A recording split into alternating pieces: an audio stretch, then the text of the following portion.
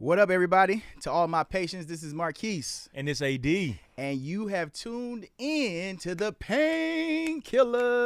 Man, you know we came to do. Talk your pain away. Talk your pain away, man. That's what we do, man. Every single episode, man. So we're super excited, man. Looking good as always, you know what I'm saying? Dude, like, I like this green, bro. You got on green, I think you kind of getting ready for what they call it, Lucky Charm? Or St. Patty's Day. St. Patrick's Day. Like St. Patty's. Patty. Patty. Hilarious, man. Patty and petty. You and petty. I'm petty. Yeah. I got to be the petty one. But sometimes you be petty too, though. So yeah, it's like flip-flop. Yeah, it does. But talk to the patients about what we're talking about today. Man, so today, man, we're really about to dive into black men and mental health. Like, are we going to counseling? Are we not going to counseling? Why aren't we going to counseling? What it we're look gonna, like. Yeah, what it looks like. We're going to dispel some myths. Yeah, that's what really needs to happen. Yeah, so, man, we brought a licensed therapist on, too. So, man, we're going to dive into that in Let's get into it, man. We'll be right back right after this. If there's some medication I could take to make me wanna hate you and kill this ache. If there's some medication I could take, you know I would do it. But they don't got a pill for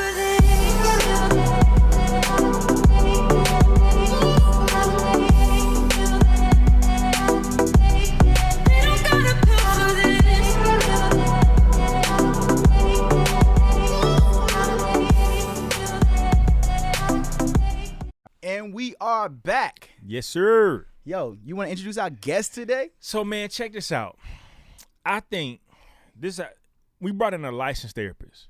For sure. A black male. Absolutely. Licensed therapist. Like, that's an anomaly within itself. By itself, yeah. So I'm actually going to allow him to introduce himself because what I know of him, he's a therapist. He's from Atlanta. East Atlanta at that. Born and raised. So how about you introduce yourself to us, man? All right, painkillers, patience. Yes. Yeah, patience. That's it, man. You Doctor's know. in the building. Yes, sir. I'm here, Dr.Vaughn Gay, a licensed professional counselor. As you said, born and raised right here in Decatur, Georgia, and Nice. East Atlanta in the Gresham Park area. I've been in this field it feels like I've been doing this for forever, since my undergrad years, 2005, 2006. Gotcha. Okay. Really got my start working in group homes around Atlanta. Yeah. A lot of our youth, a lot of the young individuals that are in DFACS custody, DJJ custody, coming from the youth detention centers. Right? Yeah. So I was the in-home group home dad, Gotcha. right? For a couple of days out of the week, right? So really, I found myself having the opportunity to connect with young folks, and I also found that they were not connecting with the therapist that they were supposed to be talking to. So of course, light bulb went off in my head. I may be able to make a career out of this. I'm in college, didn't know what I really wanted to do, but I knew I was good at helping people. Yeah. Right. So I started asking a few questions, did some research, right? And I had a cousin that just completed his master's in school psychology in Philadelphia. So I said, what is that all about? I need to do something like that. It kind of sounds cool. It looks cool, right? He gave me the rundown. I said, man, let me find a school here in Georgia, that I can do that. Went to Georgia Southern University, or like we affectionately like to call it, Georgia Southern College, right? Big party school down there in South Georgia. But that's where I really honed my craft, and that's where I really learned that I can have an impact on this field, in this city, and on my community, just by doing what I naturally do, helping people. Come from a family of practitioners. My mom worked at Grady Hospital, right? Okay. Nice. All those Grady babies, right? My mom probably saw half of them being born in the 80s and the 90s. I have an uncle that is was a physician, a cardiologist in Philadelphia. I had another uncle that was a physician and graduated from Morehouse, and he was a doctor in the Navy. So healthcare is what my family does. Nice. And so how did I get my start in the field of mental health? Coming back from Georgia Southern, I graduated with my degree in psychology, and I needed a job, right? And so I reached out to the old group home company, and they said, well, we're starting this whole, mental health therapy, behavioral health thing. In the group home, inside of the group. In the group home, Okay. with the Gotcha. young men, right? We're starting this program, and would you be interested in learning about that and seeing if we can find a good fit for you? Yes. And this was in 2009, Nice. the recession had hit, and I was trying to find my way, Gotcha. right? And here we are 13 years later. I'm a licensed practitioner. I've done mental health education and workshops in 3 different countries. I have my own private practice. Nice. We are getting ready to go towards major seed funding to take this thing to the next level. Yeah. I have a podcast. I'm writing my first book. I'm a father. I'm a husband. It's Congratulations, amazing man. how Yeah. the journey, just doing what God called you to do, called me sure. to do, 100. you know, that's what brings us to this conversation today. And I appreciate you all having me. Man, Hey, we're man. glad you're here, Thank you, man. man. Amazing, Thank you. resume. Dr. Gray. Yeah. Dr. Gay. Dr. Gay. Gay. Yes, sir. Yes, Dr. sir, Gay. man. Yes, sir. What do you specialize in? What's your specialty when it comes to mental health? So I actually had someone ask me that today. I had a conversation with a church in Gwinnett County. We're getting ready to do some things with them. And they said, you know, do you specialize in Christian counseling? I said, I consider myself more of a generalist, right? Right. And you know, if you know about healthcare a little bit, there are physicians that are generalists or hospitalists, right? Yeah. They work with a number of different populations, Absolutely. demographics, different diagnoses or what have you. Yep. You know, being one of the very few black men that work in this field, Yeah. you have to be a student of the game. You Yeah. have to really Yeah. kind of study your craft. So I'm a fan of history. I'm a fan of research, you know, and so when I am up at 12, 1 in the morning, you know, I'm working on pitch decks and PowerPoints. I'm also got my iPad going. I'm pulling up research, those peer-reviewed journals, just so that I can, when I speak this stuff, right, Yeah. it is having impact, because we know in our culture, Yeah. in our community, when someone of authority speaks, we need to be able to listen. We hold on to that information, right? You know, it's truth. So it's a calling that I really have turned this into personally. Nice. So in terms of what I do specifically with mental health, you know, I work with individuals that, of course, you know, your depression, your major depressive disorder, your generalized anxiety disorder. Got you. A lot of our young men are diagnosed with oppositional, defiant disorder, conduct disorder, just your gambit of mental, Gotcha. emotional, and behavioral health disorders, substance abuse, addiction. You know, we even do stuff with couples, families, co-parents, the whole nine. If there's someone in our community Yeah. that needs help, we built the institution where they can come and get the assistance. Got So, you. so Dr. Gay, let me ask you this, man, because, you know, we oftentimes, especially black men, Yeah.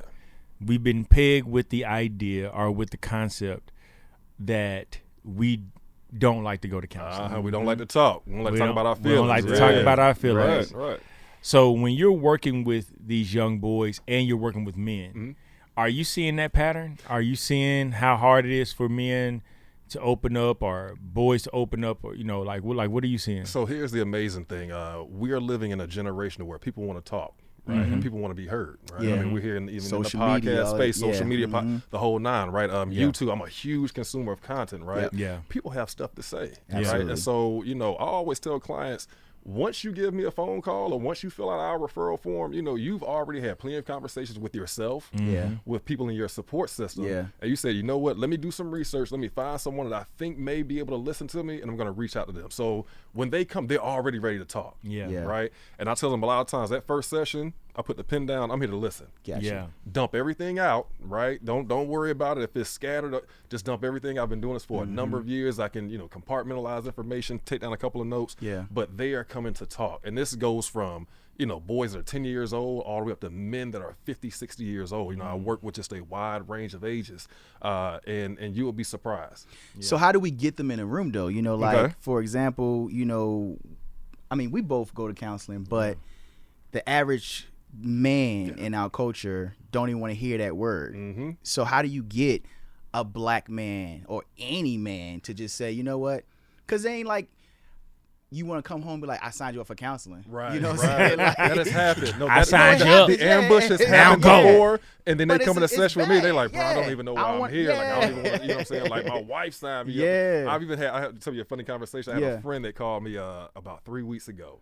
And everybody, you know, whenever anything dealing with mental health, I'm going to go to guys. So he calls me. He says, man, I ain't never going to counseling ever again in my life. I said, whoa. I said, what happened? He said, man, my wife set up a couples counseling session, didn't tell me she had been going to seeing a therapist, and I felt like I was ambushed. wow. Yeah. Yeah. We were joking and laughing about it, but he was being dead serious. Absolutely. He's Yeah. never going again. Absolutely. Now, he'll come and talk to me about things, but in terms of couples counseling, Yeah. which is needed, right? You know, you Yeah. need individual and couple or Yeah. family or who, you know, with the people in Yeah. your support system. Yeah. Man, you know, that, so we have to get rid of things like that, Yep. right? We cannot ambush people that we say that we love Right. when it comes to something like this, because you're talking about information that's very confidential. Yep. You're talking about your shortcomings, Yep. your losses. You're talking about trauma. Yeah. You're talking about things you've forgotten about. Yeah. Yeah. I forgot about things that had gone on in my childhood, right? That had kind of just naturally stuffed themselves. Yeah. That didn't even come out until I was doing counseling with a student 3 or 4 years ago. Yeah. When I was at Morehouse School of Medicine, right? And in that moment, I said, whoa, I forgot that actually happened in my family too. Wow. right? You know, so how do we get them in there? Number one, conversations like this. I want to stop talking about stigma at this point, right? Because we're kicking down the door of it not being. It's actually cool. Absolutely. It to is. be getting some assistance. we're talking about it, I mean, we Yeah. put a little bit of swagger on it. Like, we really have done away with, that's not a black people thing. That's kind of nah, it needs to be. Absolutely. It needs to be. Yeah. Right? Yep. As a matter of fact, if you don't go to counsel, I think it's kind of so, it's like, what's the problem? Yeah, Right? it's like not getting your oil changed. It's like not getting your Yeah. oil changed. It's literally the one place to where you can go, you can yell, you can curse, you can scream, you can talk a little trash, right? You can talk about any and everybody, and it's completely confidential. Absolutely. Yeah. I'm bound by the state of Georgia, Right. by law, that I cannot speak that information to anyone unless Yeah. you give me consent. Yeah. Right? So the way that we gonna get our men into these conversations, into these therapy sessions, number one, we have to talk continuously about what that process looks like. How Yeah. much does it cost? Right. It's a little expensive. I ain't got insurance, right? It is a number of ways to where you can just hear a good word, right? Even if it's just consuming the content or listen to the painkillers, right? Yeah. If it is, just a number of different ways that we can do that. Everyone's on different levels. Yeah. Some folks can pay $300-$400 out of Right, pocket. right, Some right. folks can only listen to a podcast. Yeah. Yeah, and Dr. Gay, you said something before, off camera. You said you now have kind of broadened your perspective on how people are dealing with a level of counsel. Like you said, certain aspects, is going to cost you. Then there's a lot of free content out Right, here. right. I don't think we do the work to listen to that content. But it's a lot of free content out here that can help us. But then also you mentioned that like even our black boys are, like them playing video games is an outlet for them. It's a level of therapy almost. When we talk to our homeboys or when we find a safe space for us to communicate, it's a form of therapy. What do you say to those that are talking to the friends, but their friends are giving them the worst advice ever? Right. You know what I'm saying? Facts. Like, and just be like, yeah, man, like smack her. Right. You know what I'm saying? Like, so we like, got plenty of that. We got toxic therapy out there. yeah, too, you see what I'm right? saying? Yeah. So it's like that delicate dance where, I want to be sure, because I know now as an adult that I know right from wrong. And then I also know sound advice, even when I don't want to hear it. Yeah. So I know people that I can contact for sound advice. Like when I'm going through certain things, I text Boone, hey man, dude, like I'm really going through it right now. And like I live in LA, you know what I'm saying? So I text him like, yo man, things are a little difficult, and he's going to push me to keep going because he sees what understands, yeah. he understands, right? But then, I may talk to somebody that doesn't understand and call it therapy. Right. And then they then in return, man, The move opposite. back to the Move, south. leave. Go, Leave. yeah. You know what I'm saying? And it's directly against really what God wants me to Right, be in. right, You know what I'm saying? right. So how do we what kind of tips can we give people Balance, to yeah. like to filter that and to know like when I need to be seeking out something else? Great question. Yeah. The rule of thumb: all money ain't good money, right? Yeah. All attention ain't good attention. All advice is not good advice. Yeah. It's not sound, right? Yeah. Even with therapists, right? Therapists need to be going to therapy too, just so that they can be dealing with their own stuff. Yeah. I want to know who the therapist is. You're talking to one. but for our black boys, right? Yeah. Another rule of thumb: things do start at home, right? So if you're a parent, go to therapy, right? Not saying you have to go 3-6 months. Just go 1 or 2 sessions, right? Yeah. If you have a job, more than likely it'll be paid for free Gotcha. out of Yeah. your EAP, right? Yeah. There are things that you're paying for out of pocket that you can actually get free therapy for, Right. right? That you never even knew. Yeah. You check your insurance benefits, Yeah. right? But as a parent, when you go start unpacking all your stuff, you don't project your anger onto your child, right? You have a better sense of self-awareness about yourself. Even for me, right? I know that my father, he was a hothead, right? So I got a little bit of that in me. So I make sure I'm checking myself when I'm talking to my young boys because they're internalizing and understanding what it means to be a man by looking and watching at me, Yeah. right? With these young boys, a lot of things that we, consider negative, they are actually using for their own positive gain. Yeah. So long as it's monitored and everything in moderation, right? Yeah. We were talking about video games, right? And just, when we were kids, it was, you and the TV all day long, Yeah. right? Your friends may have came by, but if not, it didn't matter. The video, so long as it was plugged up, Yeah. turned on, you could go nonstop, right? Yeah. Now with this connectivity over the internet, kids are making connections with friends, right? They learn how to express themselves. They're becoming more creative, right? Because the technology is just next level. Yeah. They are thinking about things. My son actually helped me understand what the metaverse was just by me watching him play Minecraft. Wow. I've read, heard so many different things about, this AR and AI and VR. Yeah. But once I saw him play, I said, wait a minute, this is just like the Minecraft from back when we were kids, but it's, Yeah.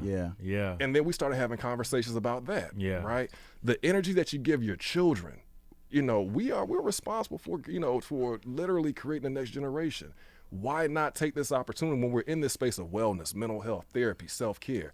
Why not continue to build on that and pump that into these kids so that they're not out here continuously, we got a drill culture going on, which is just a continuation of the trap culture, from when we were a little bit younger, which is just continuation from, the jail culture from when we were kids, right? Yeah. It is sad.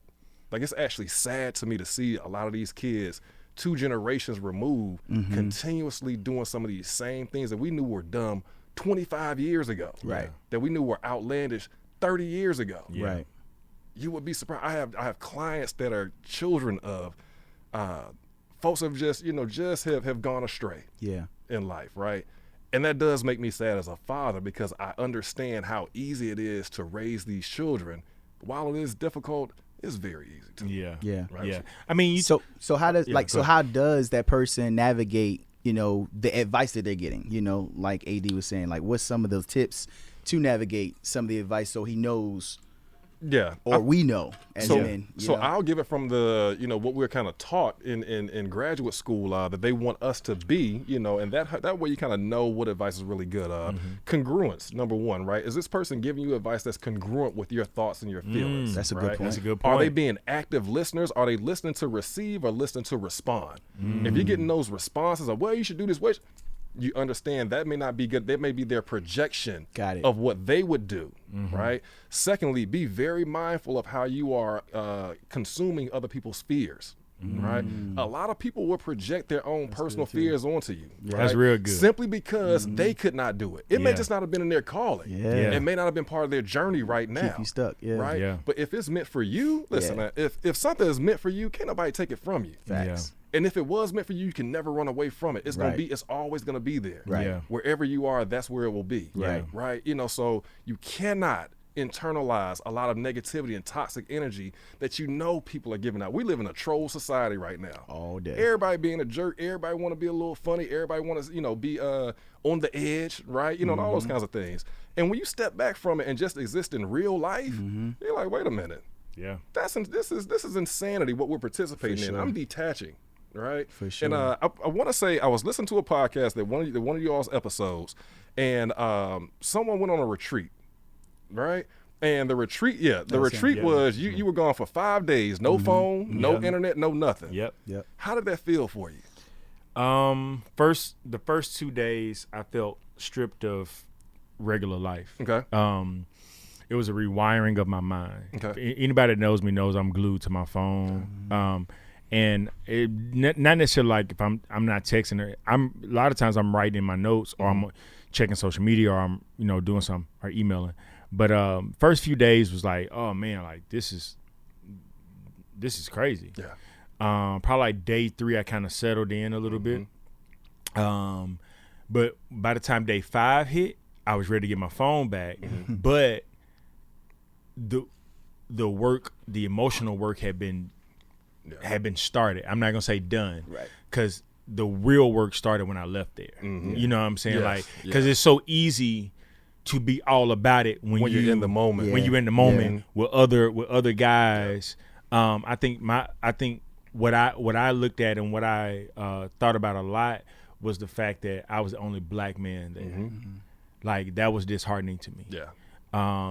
And part of it is probably, like I think a lot of our culture just won't do it, but then they probably won't invest that level of money into it. Because, I mean, it was over a $5,000 investment. Yeah. You know what I'm saying? But I also had to realize I'm worth it. I'm great to say, yeah. And Life it'll is never worth it. that experience will never leave you. No, right? That never. lens that you Never. now had, you know, is now forever there with you. Yeah. Let me give you. You said something about our culture. I think it's very important for folks to hear.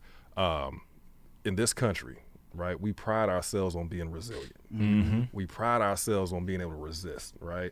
And you know, in doing that, right, you know, we are sacrificing our health, right? We will literally, you know, I think about it sometimes when, you know, when my childhood, my mom would talk about, you know, all the sandwiches that they used to eat, right? The syrup sandwich, the ketchup sandwich, the this and right? Yeah. And, you know, the struggle. Mayonnaise. Right, the mayonnaise sandwich, the banana sandwich, right? You know, struggle being a part of our identity. Yeah. We're having an internal conflict with that right now. You know, that is the antithesis of what, you know, wellness and self-care really is, right? You know, so we have to be able to balance that a little bit. Right. I like that I'm starting to hear a lot of women in this generation saying, you know, I don't want to be the strong black woman, right? That's doing everything by myself, that's stretching myself thin, you know, from pillar to post. I don't want to be that. Yeah. I want to have a partner. I want to have a healthy relationship. Yep. Yeah. Right. And I can still be valued and still be viewed as, you know, a woman, a mother, Correct. a wife, etc. Yeah. Right. You know, same thing with young men. I kind of like the fact that they've gotten detached from society a little bit, you know, because we were going hard body, you know, trying to prove who was the toughest in our community as men when we were kids, you know, and teenagers. I mean, we created a path of destruction. Yeah. Right. You know, it was like a self-fulfilling prophecy. Yeah. You know, from the music, the entertainment, the movies. Yeah. You know, compare the media in the 90s. Yeah. And what black boys and black girls were consuming, and you will understand why we have what we have right now. Yeah. That's a great point. That is a great point. Especially like when you start talking about they detach from society. Because I remember when I was growing up, everybody in society wanted us to pull up our pants. Then when we wore skinny pants, they was like, they too tight. Too they tight. Yeah, too they tight. start Like, talking about you. Yeah. It's like you don't know what to do, right? We've always used clothing and fashion as expression. Yeah. You know, and not even just in the hip hop generation. This is going back 100 years ago. Yeah. You know, Just you in go and life, pull out some of those pictures. You know, so here's the other thing about that identifying with struggle. That has not always been our people in this country. You know, we had a lot of pride about ourselves. Yes, sir. We weren't in this cultural depression that we found ourselves in, right? Yeah. You know, so even when we talk about mental health and black folks, it's not just the individual, it's at a society level society. too. Yeah, right? culturally. Our Yeah. culture has really kind of been impacted by that. But we used to walk with dignity. Yeah. You know, in this same city, my family's been in Atlanta for 100+ years. Yeah. Right, my first ancestor, I think in the 1800s. Yeah. You know, a tombstone is right out there off of Reed Ann Road. You know, there was a lot of pride, you know, about being from Atlanta. You know, building Fourth Ward. You know, being on Auburn Avenue. They used to be one of the wealthiest. They call it the wealthiest Negro district in the world at one point in time. Right around the corner. Yeah. Right, we've given up all that. We've lost that. We've lost our way. Right.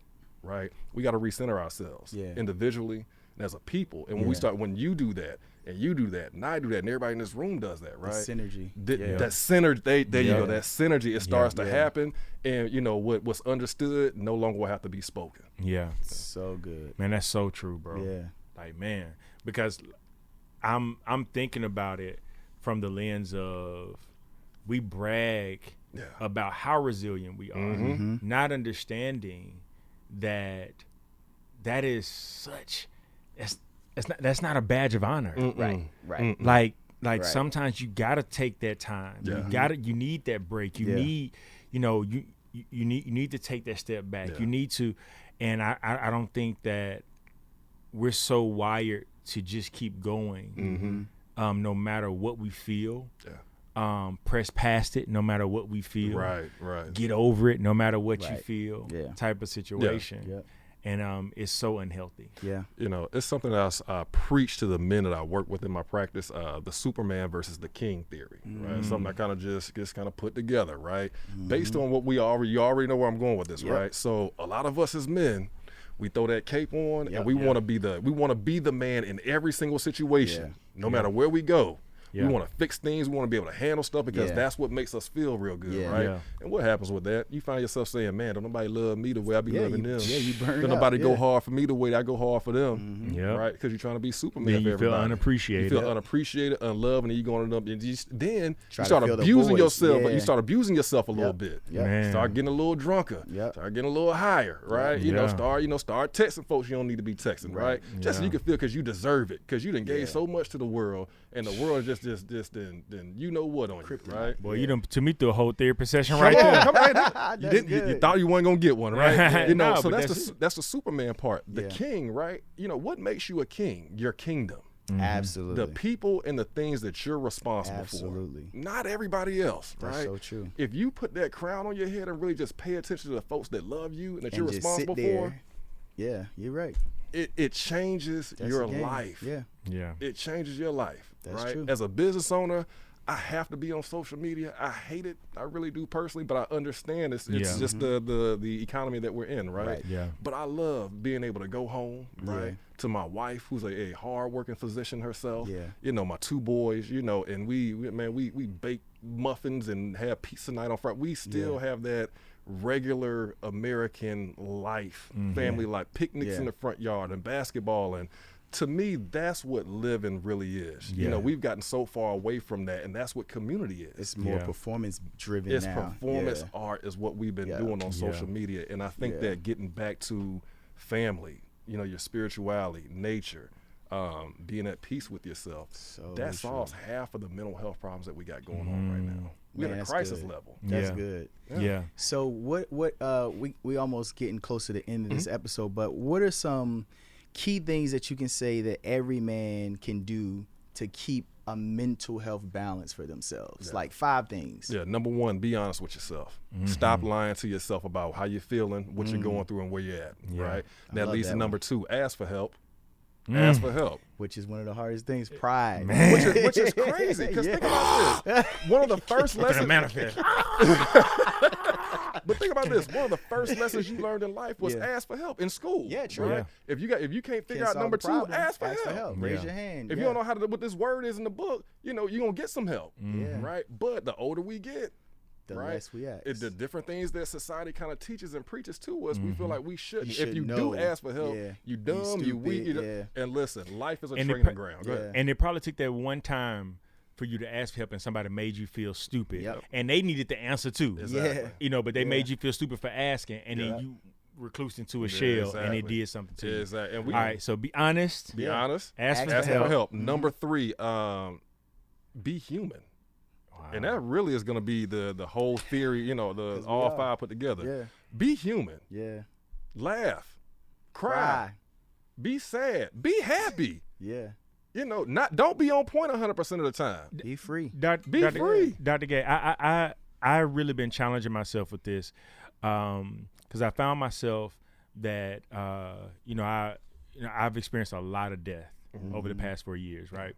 And so when I was talking to people about it, sometimes it's triggering, sometimes it's not. You know what I'm saying? But then I found myself that when I was triggered, and then like if a tear came down my face or I started crying, I would say, "Oh, you know, I'm sorry."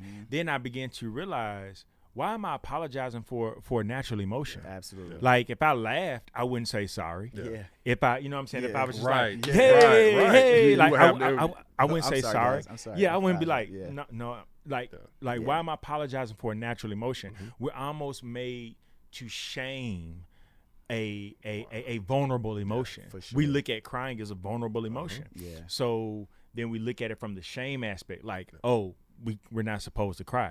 So it's that clearance to allow us to be human. Absolutely. And I'll say this, you know, of course, the therapist and me just firing off. What I would say to you personally, you've experienced a lot of death. Now it's time for you to start experiencing a lot of life. Yeah. Right. I've been fortunate, you know, to not have to experience, you know, losing a lot of family members. And so I know that at a certain point in time in my life, I'm going to lose a lot of people Yeah. consecutively. Right. Yeah. So I got to enjoy the time that I have with them right now. Yeah. So I get to enjoy the life right now so that when we do get to that point in time, it'll be a lot easier to process. Yeah. You've had to deal with difficulty, right? Yeah. Now go live your life.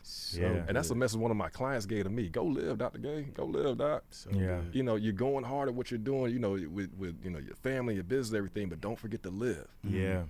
Right. love So that. that's why, you know, I make sure I go back to my own coping strategies, my, you know, the things to go back to what, you know, what I was saying about, you know, be human.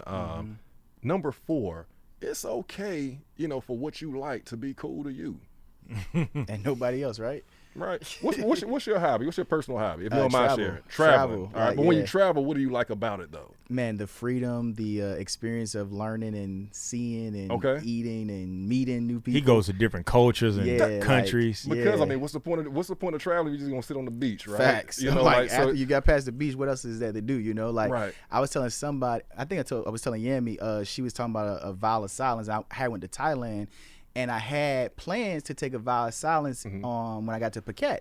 But I got to Bangkok spent the first 2 days there, and when I saw everything, I walked from one side of Bangkok all the way to the other side. I was like, I don't want to go 4 days and sit in a vow of silence when I got so much more to see. So I changed up my plans. But that's why I love traveling, is that you get to see what you've never seen before, experience what you've never experienced before. He always has this little statement that once you've been exposed, it's like that white T-shirt that can't go back into place. It's like once you've seen it or experienced it, you don't want to go back to normal. Exactly. So, yeah, Exactly. that's my hobby. Now, who gave you permission to do that? I gave myself permission. There you go. And the reason I gave myself permission because I got tired of waiting for people to go with me. Yeah. Yeah. Yeah. You know, what about you? So one of my biggest hobbies is I draw. Okay. So Yeah. I love. He's really good. Yeah, I love to and I'm a music guy, so I love music. I haven't found out what I'm supposed to do in music, but I feel like I'm supposed to do something with music. It's coming. But yeah, so like I cut on my records. So I like vinyl sounds. So I cut my records on and I go for it. I just draw. And who gave you permission to do that? Me. There you go. Gave myself permission. You know, That's for good. me, my really cool thing that I like to do, so when I do travel, I have to go kayaking. I have to. I love kayaking. Number one, yeah. the first, if you ever go, the first time you get on the kayak, it's the scariest thing Oh, in it the is. world. I flipped over once.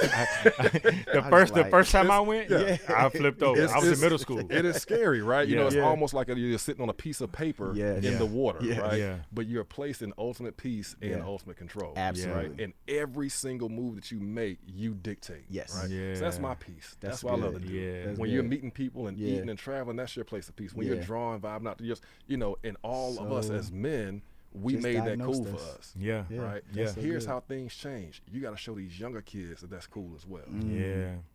Right? Being cool is not restricted to, you know, This. Exactly. Yeah. But, you know, it is Sports, basketball, football, or just doing, It's what you make it. What you make it. Right? And that's how we reclaim our image I love as that. black men. I love you know, that. plus these conversations about going to therapy Yeah. and all these other kind of things, Yeah. right? Yeah. The only people that's going to save us or is really going to be able to kind of clean things up for us Yeah. and get us to the place we want to go, It's It's us. you know what I'm saying? So, 100. you know, now that we're the adults and we're finally at the place in life where we in charge like we always Yeah. wanted to be, Now you we gotta gotta be do in. something about yeah. it. Yeah. we got to do something about it. I love that. Yep.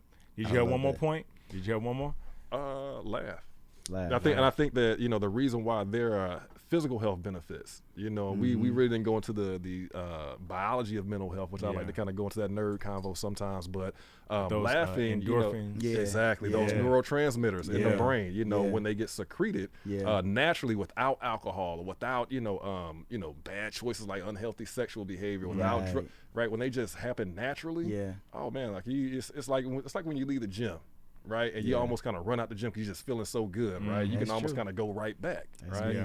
Those Till endorphins the are next firing morning. off. So do something that makes you feel really good in a Yeah. healthy way. Yes. I like that. I'm gonna watch a couple more comedies instead of you- these listen, horrors and I suspenses. always do. I watch never. comedy so I much. always I do. don't never watch you comedy. need Like to. I learned from my therapist because like I love comedies. Mm-hmm. I watch Martin. Like I know Martin like the back of my hand. I got Facts. Martin trivia You cards. got the I- TikTok. Yeah, Martins. I got Listen. I Martin everything. Hollywood swinging. Yeah. Still the That's the best. episode ever. You can take the children. Talking about the yams around the lake and the grill. Oh, man. He said, you remember that commercial with Larry Bird? Yeah, they filmed that in my house. In my house, yeah. But not so like Martin, the Cosby Show, Sanford and Son. My grandfather, that was his favorite show. So when I was a little boy, I was sitting, I watched Sanford and Son. My grandfather, this is euphoric for me. Yeah. My grandmother, her favorite show was Family Matters. Okay. So I like love on my flight here, like I have Family Matters downloaded on my iPad. Gotcha. So I watch it because it makes me feel. Takes you and so back to a good place. Yeah, it puts me in a good place. And I asked my counselor, I was like, you know, when I'm laying down at night, I was like, I go to Martin, I go to Sanford and Son, I go to Cosby Show, I go, and then I said, why is that? I don't. And she said, when you have because this is when I was pastoring. Yeah. She said, when you have a day that is so spontaneous, you don't know how it's going to go. You don't know who is going to pop up with this issue. And then you also have been hit with traumatic events out of the blue.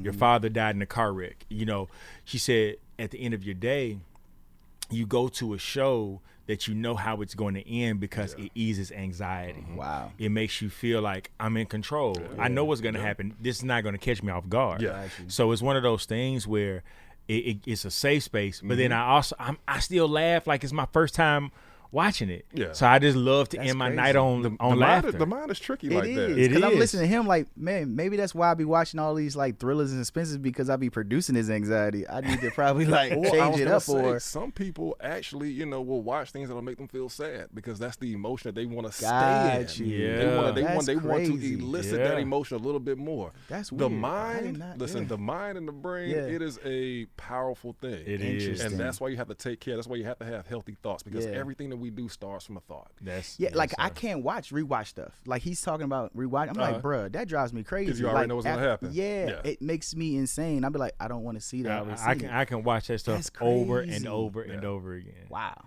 Yeah. That makes sense though. Yeah. It's crazy. Total great context. Like, man. That's crazy. Man, Dr. Gay, man, we appreciate this, man. So those 5 things. Yeah, man, those 5 Listen, things. That's my prescription right there. That is. We already wrote the RX. We already. Dr. Gay, gave Dr. y'all Gay the gave prescription, us the man. prescription. That's the prescription. You Yeah. got 5. Go get them filled, man. Yeah, that's what I'm saying. Hey, this been Marquis And AD. and Dr. Gay, man. You've been listening to the Painkillers. Until next time. We'll see you soon.